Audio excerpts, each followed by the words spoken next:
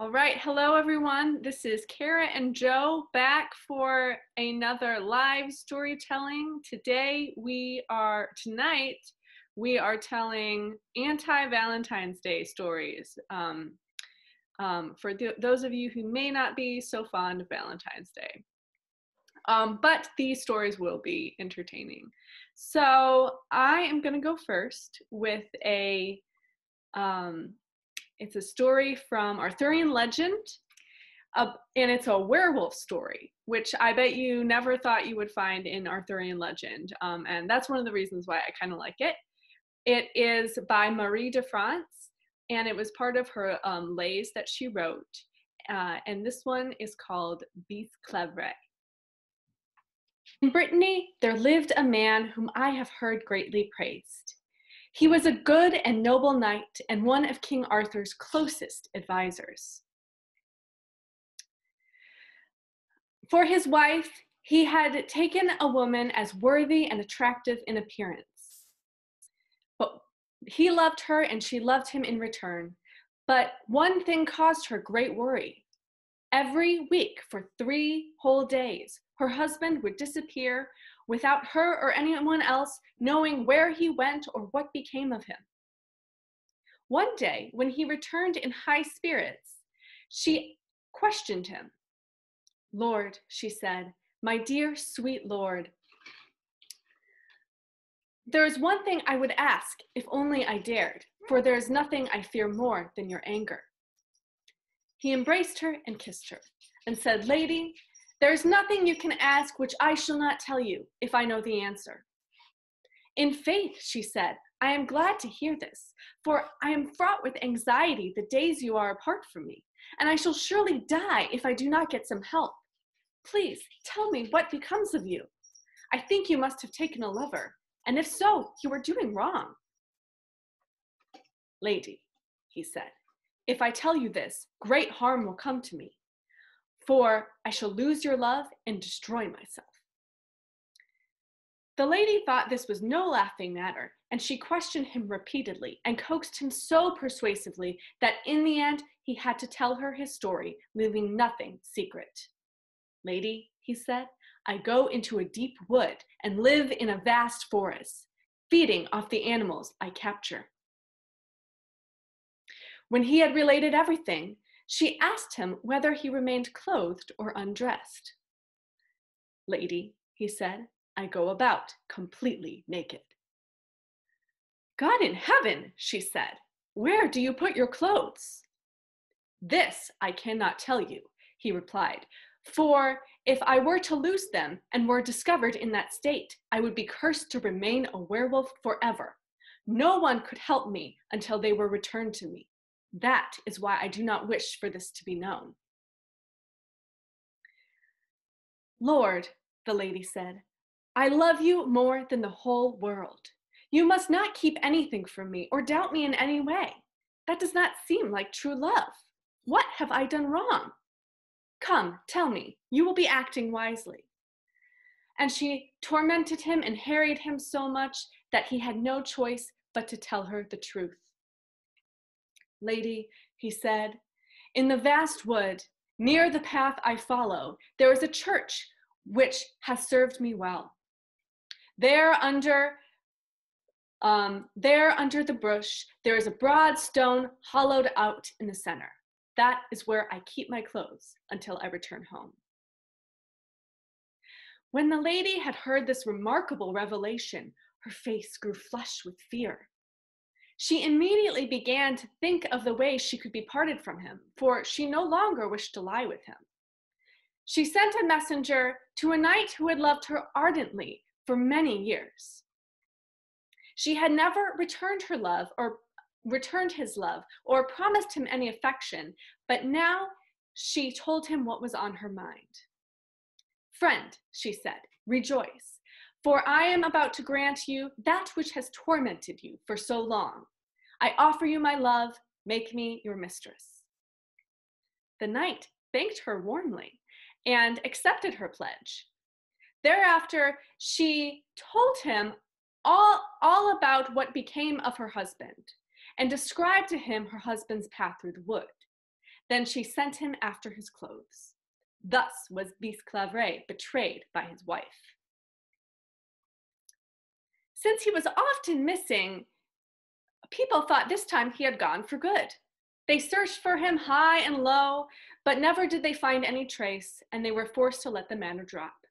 Then the knight married the lady whom he had loved for so long. A whole year passed, until one day King Arthur was hunting in the woods where Bisclavret was living.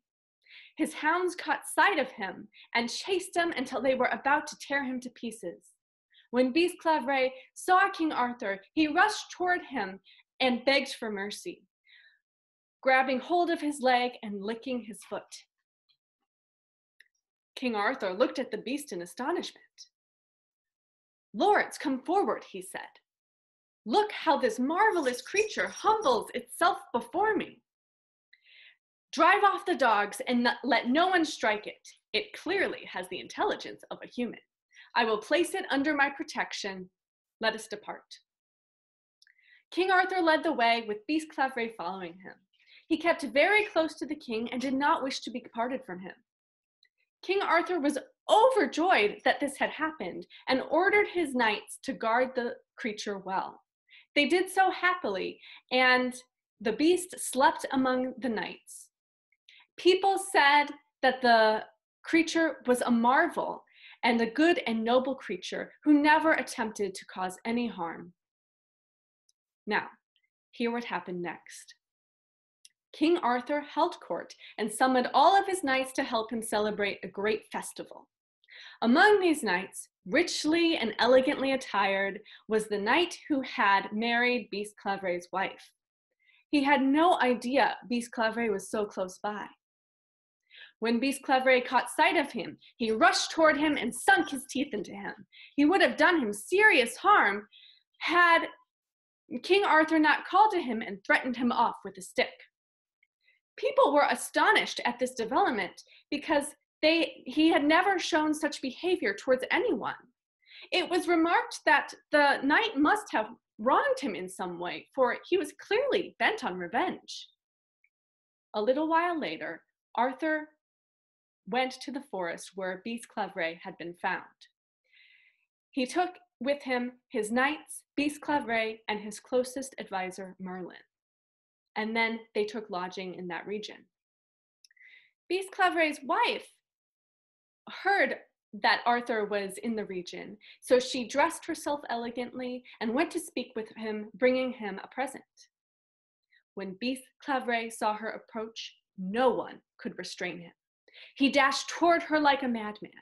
Just hear how successfully he took his revenge. He tore the nose right off her face. What worse punishment could he have inflicted upon her? He was threatened from all sides until Merlin called to the king. "Lord, listen to me. This creature has lived among every one of us at close quarters for a long period of time, and never once has he tried to cause any harm, except against this lady here. She is the wife of the knight who has been missing for so long. Question her and see if you can get her to tell you why the beast hates her. Make her tell you if she knows. We have witnessed many marvels in Brittany." King Arthur accepted this advice and took the woman away, and fear and pain made her tell her all she knew about her husband and what became of him. She was quite convinced that the beast was Bisclavret. King Arthur made her bring to him her husband's clothes, whether she wanted to or not. But when she set the clothes down in front of Bisclavret, he took no notice. Once again, Merlin called to the king. "My lord, you are not acting properly. Nothing would induce him to change his form or put on his clothes in front of you. It is most humiliating for him. Leave the beast in your chamber for a while. We will see if he turns into a man." King Arthur put the wolf in his chamber himself and closed the doors. A little while later, he returned with 2 barons, and there they saw the knight himself sleeping on the king's own bed. King Arthur soon returned all of Bisclavret's lands to him and many more, and banished the lady from the kingdom. The knight for whom she had betrayed her husband went with her, and they had many children who were thereafter recognizable by their appearance. Many women in the family, I tell you truly, were born without noses and lived noseless. The adventure you have heard really happened. Do not doubt it. The lay has been composed by about Bisclavret so that he may be remembered forevermore. Awesome. I love it. Yes, this story is one that was read aloud to me by a very good friend about 30 years ago, and it stayed with me. It's from the book 9 Stories by J.D. Salinger, and it's a story called The Laughing Man. And I guess my comment on it is that happy men, people in love, tell happy stories, but that's really not why we're here. So, The Laughing Man. And it takes a while to get to where we're going, but it's worth it. So, okay. In 1928, when I was 9, I belonged to, with maximum esprit de corps, to an organization known as the Comanche Club. Every school day afternoon at 3 o'clock, 25 of us Comanches were picked up by our chief outside the boys' exit of PS 165 on 109th Street near Amsterdam Avenue. We then pushed and punched our way into the chief's reconverted commercial bus, and he drove us, according to his financial arrangement with our parents, over to Central Park. The rest of the afternoon, weather permitting, we played football or soccer or baseball, depending on very loosely what the season was. Rainy afternoons, the chief invariably took us either to the Museum of Natural History or the Metropolitan Museum of Art. Saturdays and most national holidays, the chief picked us up early in the morning at our various apartment houses and in his condemned-looking bus drove us out of Manhattan into a comparatively wide open spaces of Van Cortlandt Park or the Palisades. If we had straight athletics on our minds, we went to the Van Cortlandt, where the playing fields were regulation size and where our opposing team didn't include a baby carriage or an irate lady with a cane. If our Comanche hearts were set on camping, we went over to the Palisades and roughed it. I remember getting lost one Saturday somewhere on that tricky stretch of terrain between the limit sign and the site of the western edge of the George Washington Bridge. I kept my head though. I just sat down in the majestic shadow of a giant billboard and, however tearfully, opened my lunchbox for business, semi-confident that the chief would find me. The chief always found us. In his hours of liberation from the Comanches, the chief was John Gadushki of Staten Island. He was an extremely shy, gentle young man of 22 or 3, a law student at NYU, and altogether a very memorable person. I wouldn't attempt to assemble his many achievements and virtues here. Just in passing, he was an Eagle Scout, an almost all-American tackle of 1926, and it was known that he had been most cordially invited to try out for the New York Giants baseball team. He was an impartial and unexcitable umpire for all of our Bedlam sporting events, a master fire builder, an extinguisher, and an expert uncontemptuously of first aid man. Every one of us, from the smallest hoodlums to the biggest, loved and respected him. The chief's physical appearance in 1928 is still clear in my mind. If wishes were inches, all of us Comanches would have had him as a giant in no time. The way things go, though, he was a stocky 5'3" or 4", no more than that. His hair was blue-black, his hairline extremely low. His nose was large and fleshy, and his torso was just about as long as his legs were. In his leather windbreaker, his shoulders were powerful, but narrow and sloping. At the time, however, it seemed to me that the chief was all the most photogenic features of Buck Jones, Ken Maynard, and Tom Mix had been smoothly amalgamated. Every afternoon, when it got dark enough for a losing team to have an excuse for missing a number of infield pop-ups or end zone passes, we Comanches relied heavily and selfishly on the Chiefs' talent for storytelling. By that hour, we were usually overheated and irritated bunch, and we fought each other, either with our fists or our shrill voices, for the seats of the bus nearest the chief. The bus had two parallel rows of straw seats. The left row had 3 extra seats, the best in the bus, and that extended as far forward as the driver's profile. The chief climbed into the bus only after we had settled down. Then he straddled the driver's seat backward and, in his reedy but modulated tenor voice, gave us a new installment of The Laughing Man. Once he started narrating, our interest never flagged. The Laughing Man was just the right story for a Comanche. It may have even had classical dimensions. It was a story that tended to sprawl all over the place and yet remained essentially portable. You could always take it home with you and reflect on it while sitting, say, in the outgoing water of your bathtub.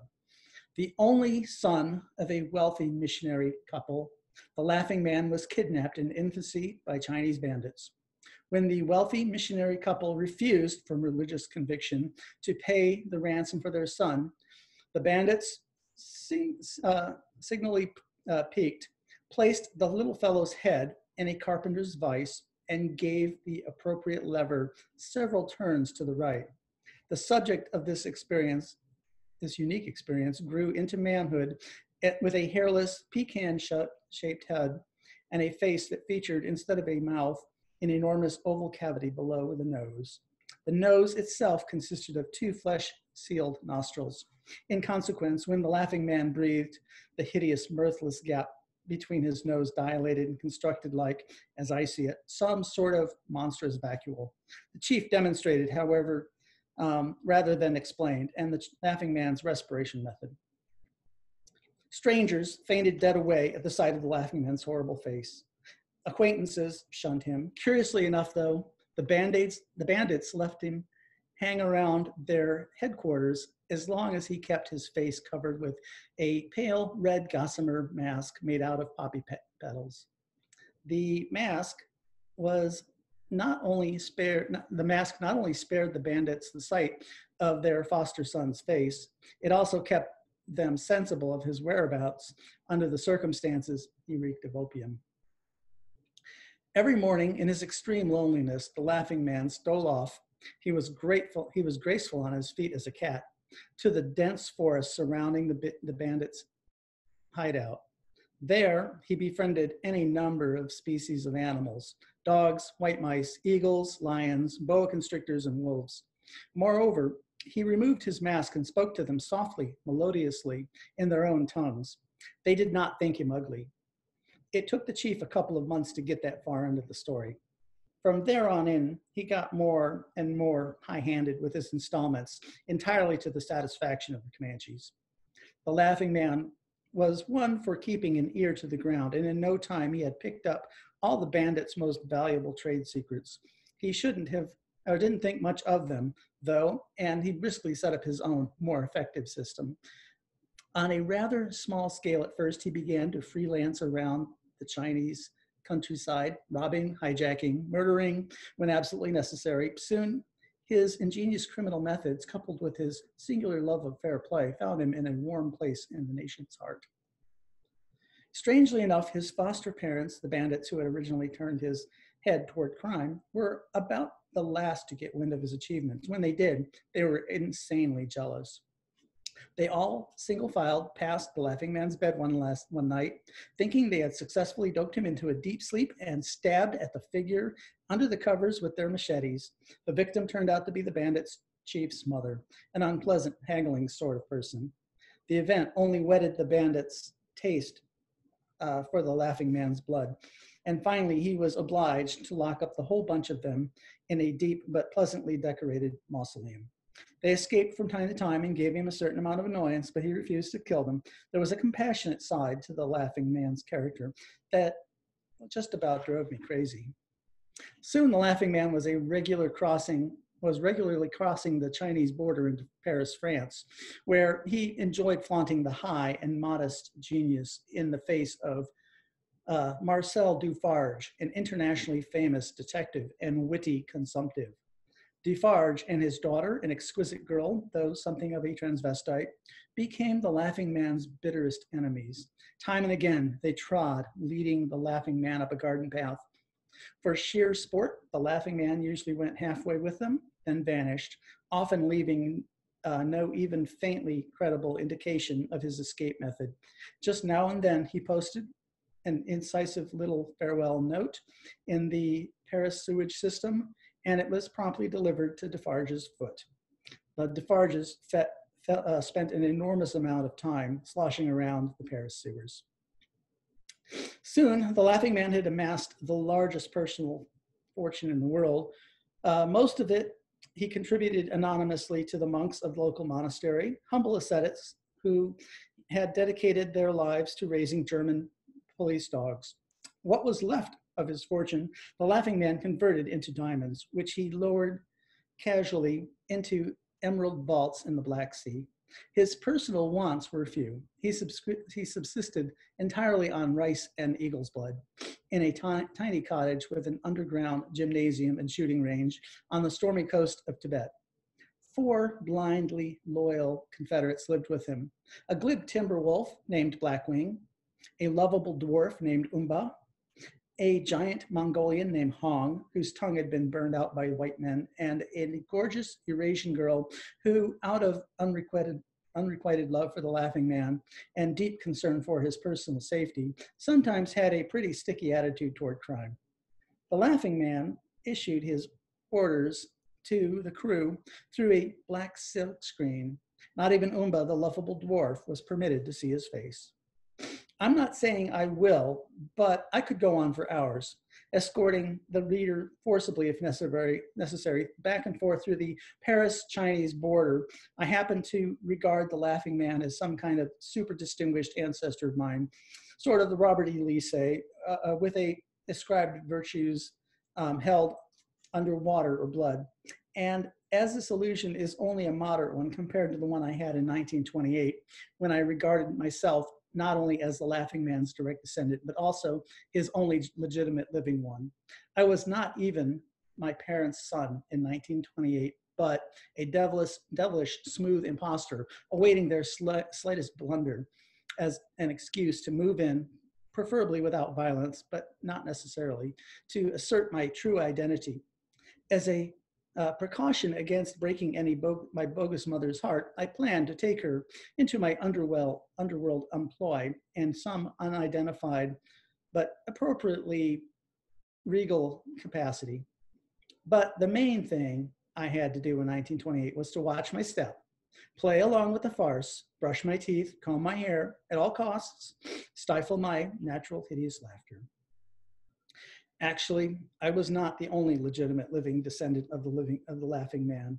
There were 25 Comanches in the club, or 25 legitimate living descendants of the Laughing Man, all of us circulating ominously and incognito throughout the city, sizing up the elevator operators as potential arch enemies, whispering side of mouth but fluent orders into the ears of cocker spaniels, drawing beads with an index finger on the foreheads of rhythmic teachers, and always waiting for a distant chance to strike terror and admiration in the nearest mediocre heart.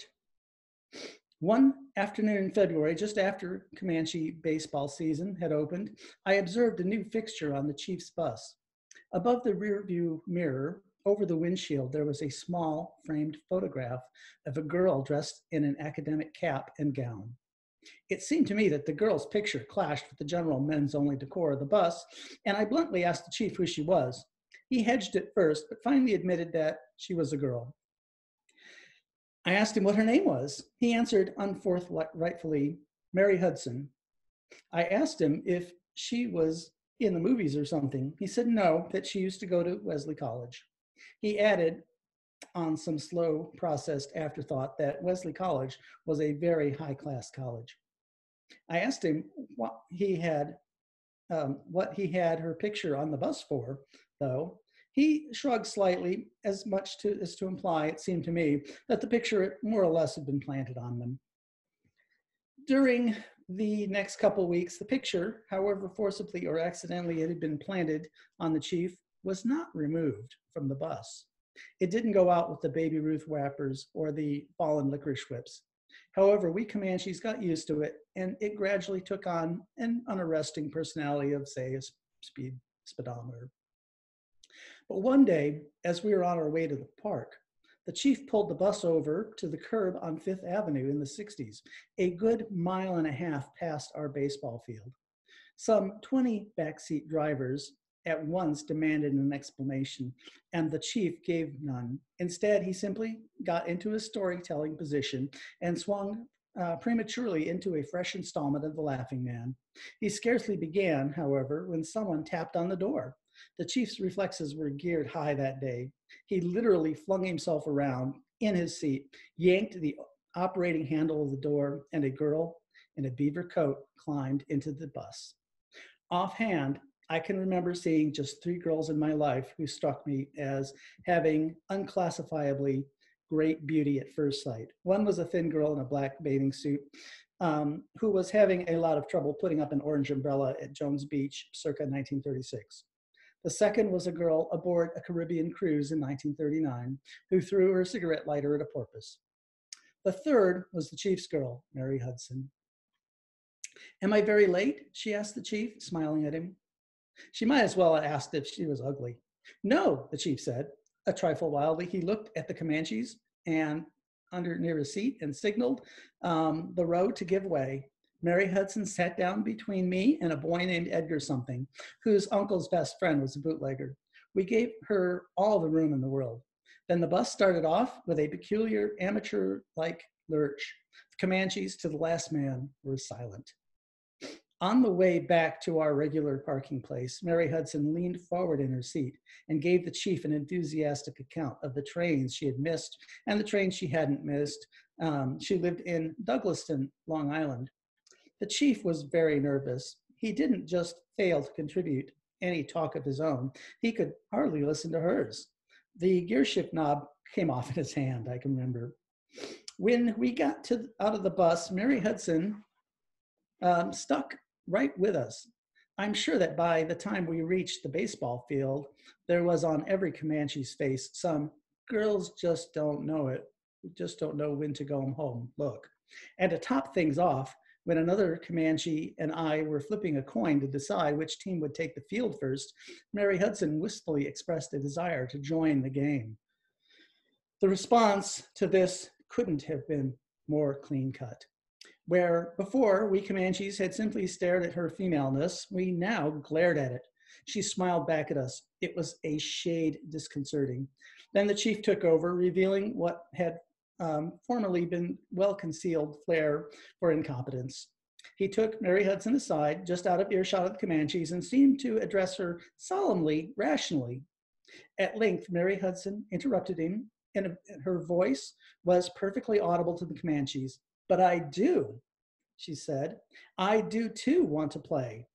The chief nodded and tried again. She pointed in the direction of the infield, which was soggy and pitted.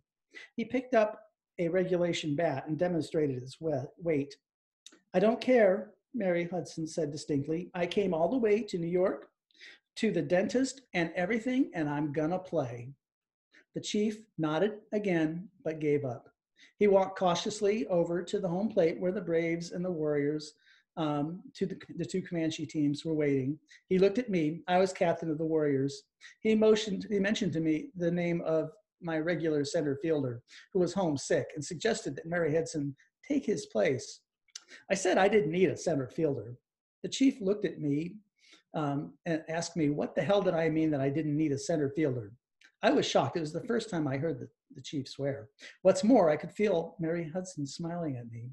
For poise, I picked up a stone and threw it at a tree. We took the field first. No business went out to center field that first inning. From my position on first base, I glanced behind me now and then. Every time I did, Mary Hudson waved gaily to me. She was wearing a catcher's mitt, her own adamant choice. It was a horrible sight. Mary Hudson batted ninth on the Warriors lineup. When I informed her of this arrangement, she made a little face and said, "Well, hurry up then." And as a matter of fact, we did seem to hurry up. She got to bat in the first inning. She took off her beaver coat and her catcher's mitt for the occasion and advanced to the plate in the dark brown dress. When I gave her the bat, she asked me why it was so heavy. The chief left his umpire's position behind the pitcher and came forward anxiously. He told Mary Hudson to rest the end of the bat on her right shoulder. "I am," she said. He told her not to choke up too tightly.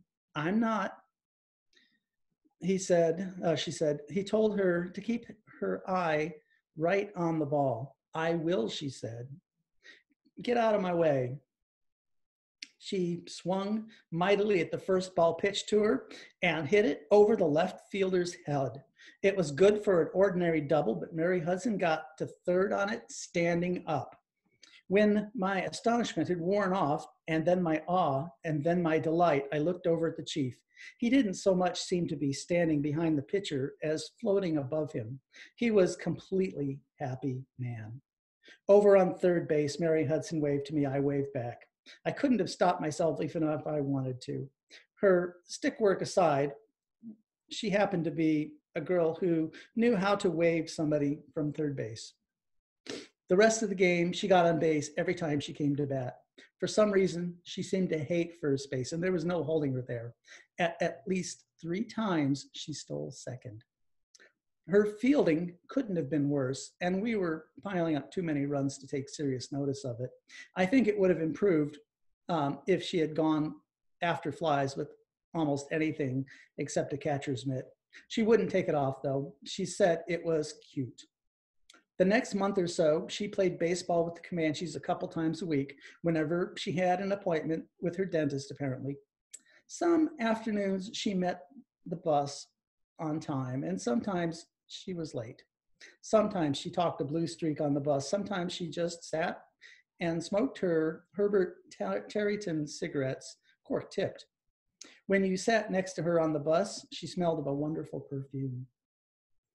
One wintry day in April, after making his usual 3 o'clock pickup at 109 and Amsterdam, the chief turned the loaded bus at 110th Street and cruised routinely down Fifth Avenue. But his hair was combed wet. He had on his overcoat instead of his leather windbreaker, and I reasonably surmised that Mary Hudson was scheduled to join us. When we zipped past our usual entrance to the park, I was sure of it. The chief parked the bus on the corner in the 60s, appropriate to the occasion. Then, to kill time painlessly for the Comanches, he straddled his seat backward and released a new segment of The Laughing Man. I remember the installment to the last detail. I must outline it briefly. A flux of circumstances delivered the Laughing Man's best friend, his timber wolf Blackwing, into the physical and intellectual trap set by the Defarges. The Defarges, meanwhile, were aware of the Laughing Man's high sense of loyalty, offered him Blackwing's freedom in exchange for his own. In the best faith in the world, the Laughing Man agreed to these terms. Some of the minor mechanics of his genius were often subject to mysterious little breakdowns. It was arranged for the Laughing Man to meet the Defarges at midnight in a designated section of a dense forest surrounding Paris, and there, by the moonlight, Blackwing would be set free. However, the Defarges had no intention of liberating Blackwing, whom they had feared and loathed. On the night of the transaction, they leashed a stand-in timber wolf for Blackwing, first dyeing its left hind foot snow white to look like Blackwing's. There were 2 things the Defarges hadn't counted on: the Laughing Man's sentimentality and his command of the Timberwolf language. As soon as he had allowed Defarge's daughter to tie him with barbed wire to the tree, the Laughing Man felt called upon to raise his beautiful melodious voice in a few words of farewell to his supposed old friend. The stand-in, a few moonlit yards away, was impressed by the stranger's command of the language and listened politely for a moment to the last-minute advice, personal and professional, that the Laughing Man was giving out. At length, though, the stand-in grew impatient and began shifting his weight from paw to paw. Abruptly and rather unpleasantly, he interrupted the laughing man with the information that, in the first place, his name wasn't Darkwing or Blackwing or Greylegs or any of that business. It was Armand. And in the second place, he'd never been to China in his life, and he hadn't the slightest intention of going there. Properly infuriated, the laughing man pushed off his mask with his tongue and confronted the Defarges with his naked face by moonlight. Mademoiselle Dufarge responded by passing out cold. Her father was luckier. By chance, he was having one of his coughing spells at the moment and thereby missed the lethal unveiling. When his coughing spell was over, he saw his daughter stretch out supine on the moonlit ground. Dufarge put two and two together, shielding his eyes with his hand. He fired a full clip of his automatic toward the sound of the laughing man's heavy, sibilant breathing. The installment ended there.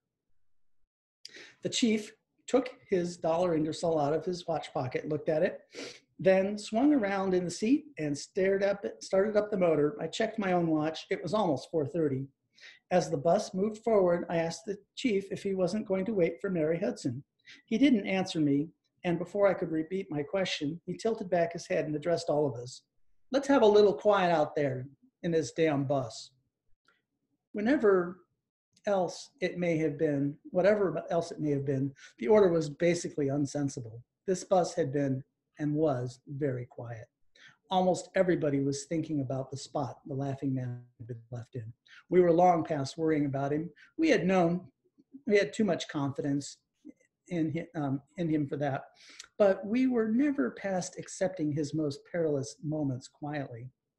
In the third or fourth inning of our ball game that afternoon, I spotted Mary Hudson from first base. She was sitting on a bench about 100 yards to my left, sandwiched between two nursemaids and baby carriages. She had on her beaver coat, and she was smoking a cigarette, and she seemed to be looking in the direction of our game. I got excited about my discovery and yelled the information over to the chief behind the pitcher. He hurried over to me, not quite running. Where? He asked me. I pointed again. He stared for a moment in the right direction and then said he'd be back in a minute and left the field. He left it slowly, opening his overcoat, putting his hands in his hip pockets of his trousers. I sat down on first base and watched.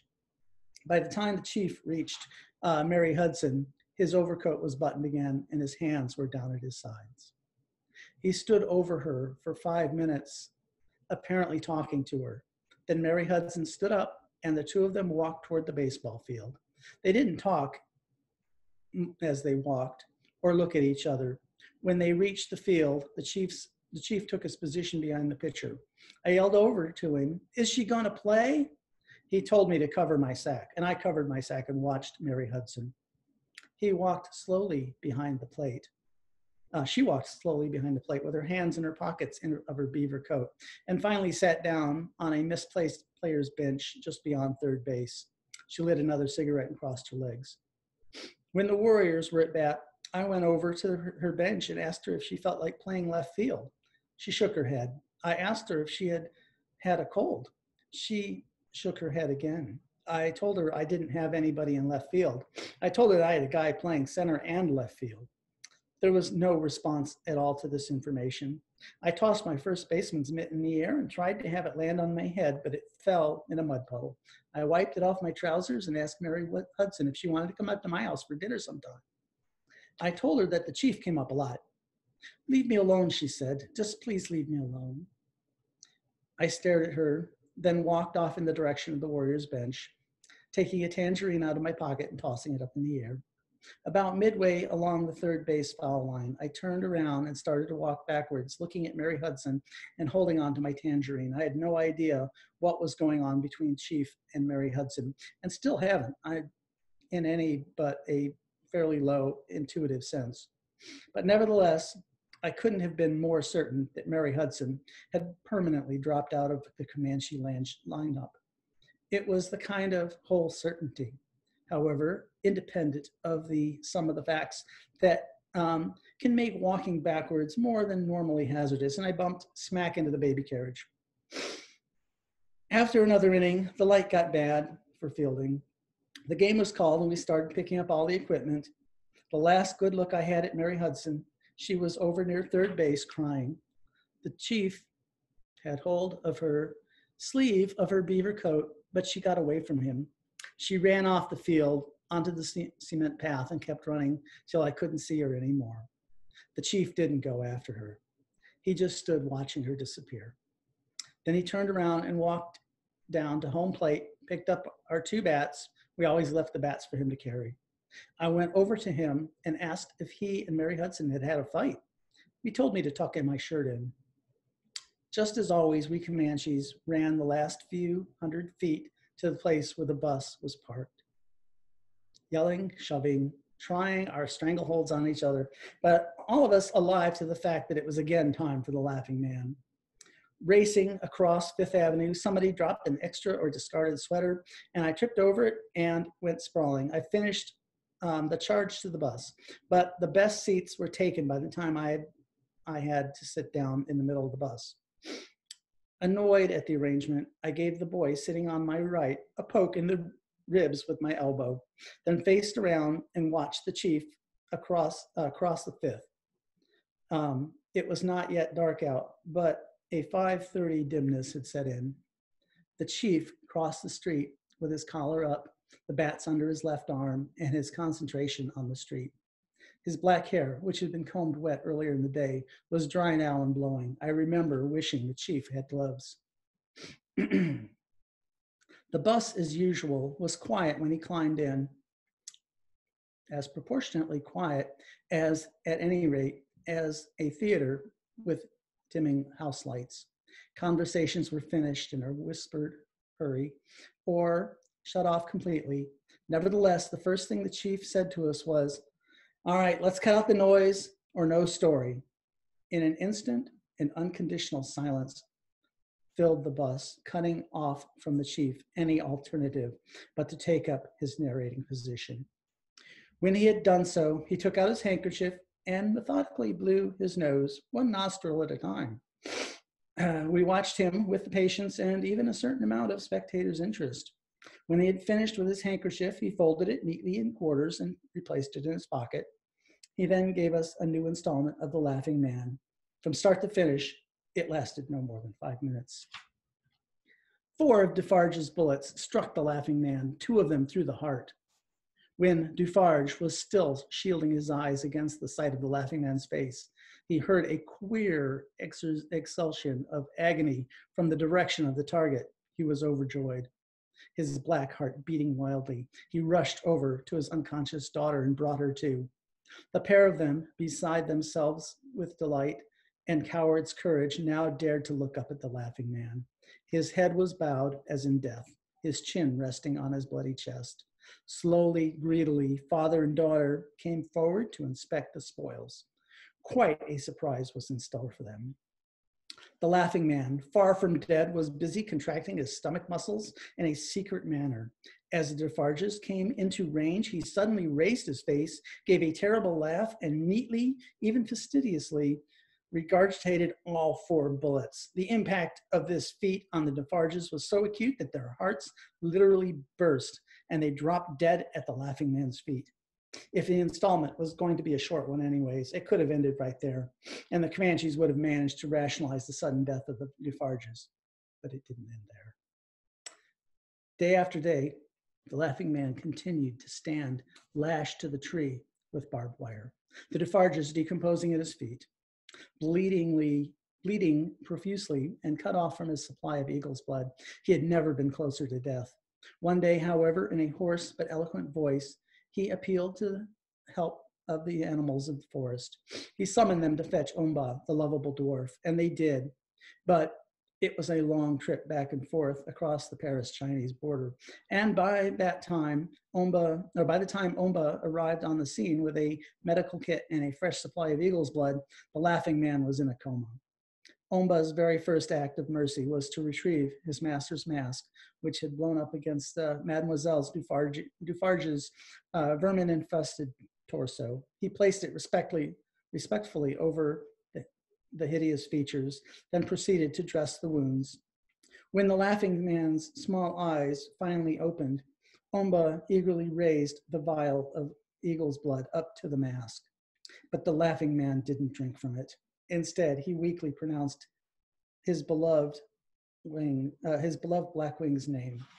Umba bowed his own head, slightly distorted head, and revealed to the master that the Defarges had killed Blackwing.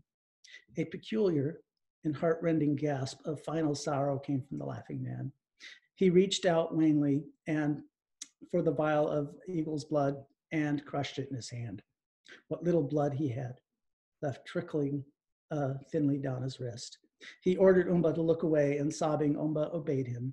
The laughing man's last act before turning his face to the blood-stained gown was to pull off his mask. The story ended there, of course, never to be revived. The chief stared up at the bus. Across the aisle from me, Billy Walsh was the youngest of all the Comanches, burst into tears. None of us told him to shut up. As for me, I remember my knees were shaking. A few minutes later, when I stepped out of the chief's bus, the first thing I chanced to see was a piece of red tissue paper flapping in the wind against the base of a lamppost. It looked like someone's poppy petal mask. I arrived home with my teeth chattering uncontrollably and was told to go straight to bed.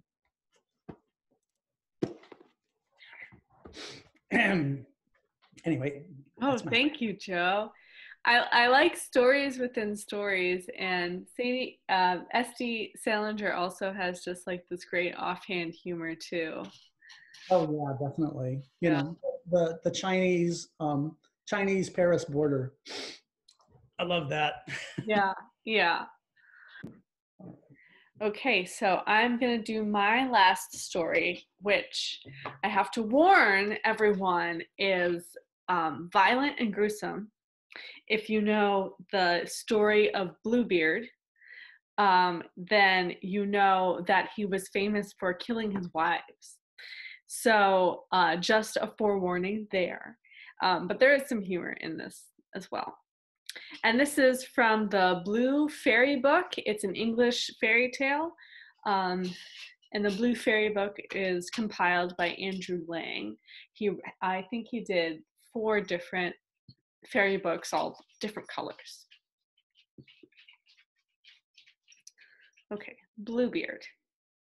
There once was a man who had fine houses, both in town and in country, a deal of silver and gold plates, embroidered furniture, and coaches gilded all over with gold.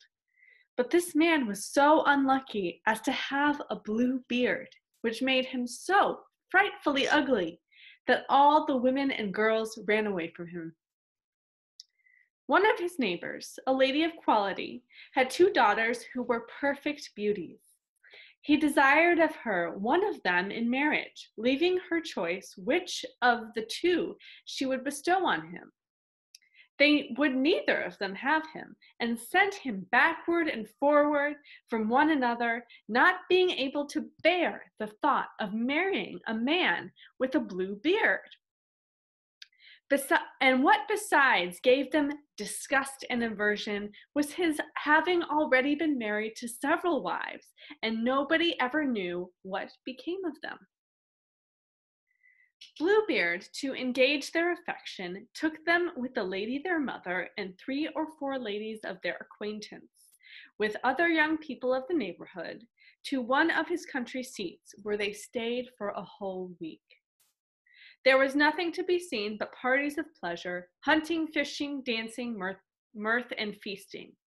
Nobody went to bed, but all passed the night rallying and joking with each other. In short, everything succeeded so well that the youngest daughter began to think that the master of the house not to have a beard so very blue, and he was a mightily civil gentleman. As soon as they returned home, the marriage was concluded. About a month afterward, Bluebeard told his wife that he was obliged to take a country journey for 6 weeks at least, about affairs of very great consequence, desiring her to divert herself in his absence, to send for her friends and neighbors, to carry them into the country if she pleased, and to make good cheer wherever she was. Here, he said, are the keys of 2 great wardrobes, wherein I have my best furniture. These are of my silver and gold plates, which are not every day in use. These open my strong boxes, which hold my money, both gold and silver. These my caskets of jewels, and this is the master key to all my apartments.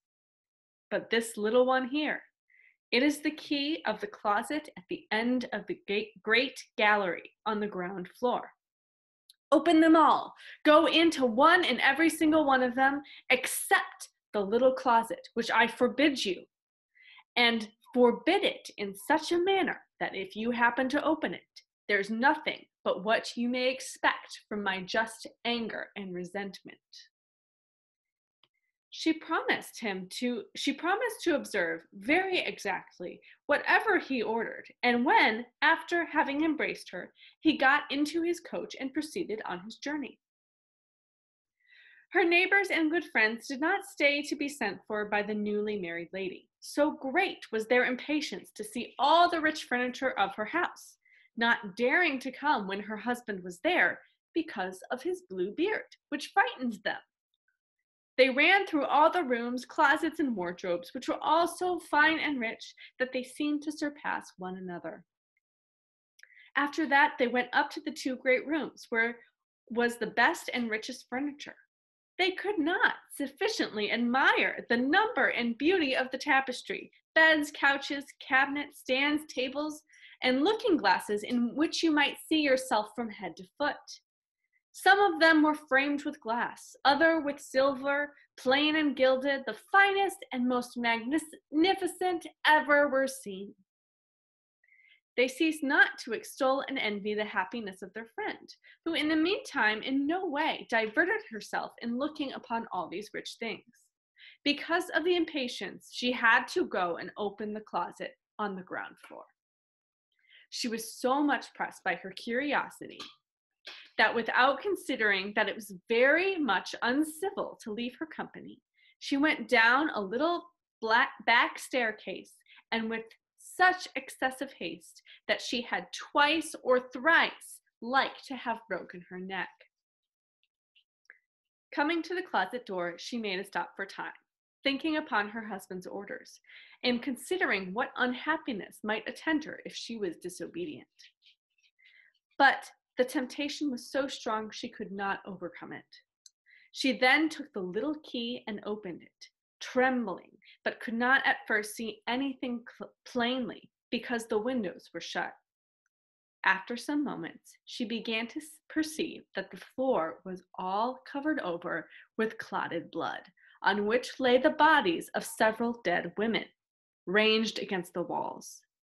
These were all the wives whom Bluebeard had married and murdered, one after another. She thought she should have died for fear, and the key, which she pulled out of the lock, fell out of her hand. After having somewhat recovered her surprise, she took up the key, locked the door, and went upstairs to her chamber to recover herself. But she could not. She was so much frightened. Having observed that the key of the closet was stained with blood, she tried 2 or 3 times to wipe it off, but the blood would not come out. In vain did she wash it and rub it even with soap and sand. The blood still remained, for the key was magical, and she could never make it quite clean. When the blood was gone off from one side, it came again on the other. Bluebeard returned from his journey the very same evening, and said he had received letters upon the road informing him that his affair he went about was ended and to his advantage. His wife did all she could to convince him that she was extremely glad of his speedy return. Next morning, he asked her for the keys, which she gave him, but with such a trembling hand that he easily guessed what had happened. "What," said he, "is not the key of my closet among the rest?" "I must certainly have left it upon the table," said she. "Fail not to bring it to me presently," said Bluebeard. After several goings backward and forward, she was forced to bring him the key. Bluebeard, having very attentively considered it, said to his wife, "How comes this blood upon the key?" I do not know, cried the poor woman, paler than death. You do not know, replied Bluebeard. I very well know. You were resolved to go into the closet, were you not? Mighty well, madam, you shall go in, and you shall take your place among the ladies there. Upon this, she threw herself at her husband's feet and begged his pardon with all the signs of true repentance, vowing that she would never more be disobedient. She would have melted a rock, so beautiful and sorrowful was she. But Bluebeard had a heart harder than any rock. You must die, madam, he said, and presently. Since I must die, answered she, looking upon him with eyes bathed in tears, give me some little time to say my prayers. I give you, said Bluebeard, half a quarter of an hour, but not a moment more. When she was alone, she called out to her sister and said to her, Sister Anne, for that was her name, go up, I beg you, upon the top of the tower and look if my brothers are not coming over. They promised me they would come today, and if you see them, give them a sign to make haste. Her sister Anne went up to the top of the tower, and the poor afflicted wife cried out from time to time, Anne, Sister Anne, do you see anyone coming? And Sister Anne said, I see nothing but the sun, which makes a dust, and the grass, which looks green. In the meanwhile, Bluebeard, holding a great saber in his hand, cried out as loud as he could bawl to his wife, Come down instantly, or I shall come up to you. One moment longer, if you please, said his wife, and then she cried out very softly, Anne, Sister Anne, dost thou see nobody coming? Sister Anne answered, I see nothing but the sun, which makes a dust, and the grass, which is green. Come down quickly, cried Bluebeard, or I will come up to you. I am coming, answered his wife, and she cried, Anne, Sister Anne, dost thou not see anyone coming? I see, replied Sister Anne, a great dust which comes on the side here. Are they my brothers? Alas, no, my dear sister, I see a flock of sheep. Will you not come down? Cried Bluebeard. One moment longer, said his wife, and then she cried, Anne, Sister Anne, dost thou see nobody coming? I see, said she, 2 horsemen, but they are yet a great way off. God be praised, replied the poor wife joyfully. They are my brothers. I will make them a sign as well as I can for them to make haste. Then Bluebeard bawled out so loud that he made the whole house tremble. The distressed wife came down and threw herself at his feet, all in tears, her hair about her shoulders.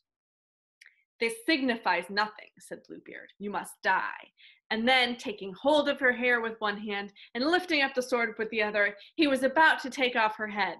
The poor lady, turning about to him and looking at him with dying eyes, desired him to afford her one little moment more of recollection. No, no, said he, recommend thyself to God. And he was just ready to strike. At this very instant, there was such a loud knocking at the gate that Bluebeard made a sudden stop. The gate was opened, and presently entered 2 horsemen who, drawing their swords, ran directly to Bluebeard. He knew them to be his wife's brothers, one a dragoon, the other a musketeer, so that he ran away immediately to save himself. But the 2 brothers pursued so close that they overtook him before he could get to the steps of the porch, when they ran their swords through his body and left him dead. The poor wife was almost as dead as her husband, and had not the strength enough to rise and welcome her brothers. Bluebeard had no heirs, so his wife became mistress of all his estate. She made use of one part of it to marry her sister Anne to a young gentleman who had loved her for a long while, yet another part to buy captain's commissions for her brothers, and the rest to marry herself to a worthy gentleman who made her forget the ill time she had passed with Bluebeard. Wow, that's awesome. I'd never heard that before. I read, there's a Kurt Vonnegut book called Bluebeard that probably assumed that I had heard this. So I'll have to reread it again and have it make sense. That's a fantastic story. Thank you. Yeah, there are some different like adaptations. I found some novels and stuff that were written about it, but yeah, there's definitely a shock value there. It sounds very 19th century kind of, or 18th century maybe a little bit, because I'm thinking of, there was a song about the gallows pole where a person's about to die and they're like, you know, do you see so-and-so coming over the, you know, like they're always expecting somebody to come over the horizon to help. Oh, yeah. Yeah, well, I think a lot of the fairy tale compilations, like the Brothers Grimm and stuff, were made around the 18th and 19th century. So that kind of makes sense. That makes sense. It's, you know, somebody would come, you know, riding over. I'm glad it has a happy ending because you know, mine, you know, doesn't. And Yes, it's love gone wrong, but